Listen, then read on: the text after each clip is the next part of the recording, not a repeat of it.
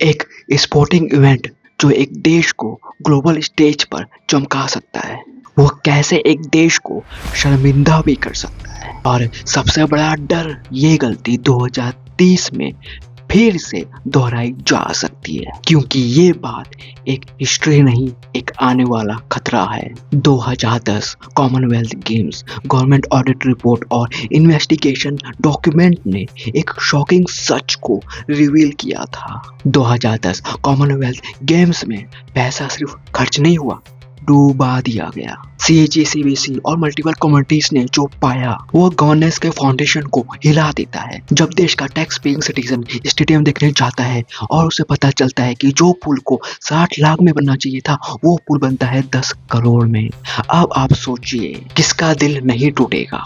ये सिर्फ पैसा नहीं था, ये इंडिया के इज्जत का सवाल था। लूपहोल्स को ओपन छोड़े गए, प्रोक्यूरमेंट का प्रोसेस मैनिपुलेट हुआ, कॉन्ट्रैक्ट्स को बिना कंपटीशन के ही दे दिया, डॉक्यूमेंटेशन मिसिंग थी और मॉनिटरिंग तो नाम की भी नहीं थी। पावर एक ही क्लस्टर के लोगों के पास कॉन्सेंट्रेट थी और यही करप्शन का मेन इंजन बना। 2010 ने हमें दिखाया कि सिस्टम कैसे टूटता है, लेकिन अहमदाबाद कॉमनवेल्थ गेम्स 2030 एक नया मौका है प्रूव करने का कि इंडिया अब बदल चुका है। पर सिर्फ एक गलत स्टेप और पूरी दुनिया के सामने वही स्कैंडल दोबारा हेडलाइन बन सकता है। थ्रेट यह है कि अगर अथॉरिटीज फिर से एक ही ग्रुप के पास गई, रियल टाइम ऑडिट नहीं हुआ, ट्रांसपेरेंसी पोर्टल एक्टिवेट नहीं हुआ, तो हिस्ट्री रिपीट इटसेल्फ। लेकिन होप भी उतनी ही बड़ी है। पब्लिक बाइंडिंग ट्रांसपेरेंट हो, एक इंडिपेंडेंट ओवरसाइट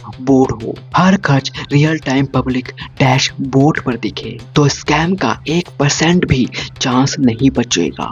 स्कैम्स तब होते हैं जब सिस्टम सोता है और नेशन तब उठते हैं जब जनता जागती है। 2030 का गेम्स एक टेस्ट है, सिर्फ अहमदाबाद का नहीं, इंडिया के फ्यूचर गवर्नेंस का। अगर 2010 की गलती दोहराई गई तो सेंटिनरी गेम्स की हेडलाइन स्पोर्ट नहीं, करप्शन होगी। आपको क्या लगता है, इंडिया ने हिस्ट्री से सीखा है या हम फिर वही भूल दोबारा रिपीट करने जा रहे हैं? कमेंट्स में बताना मुझे, और जवाब ही भविष्य तय करेगा।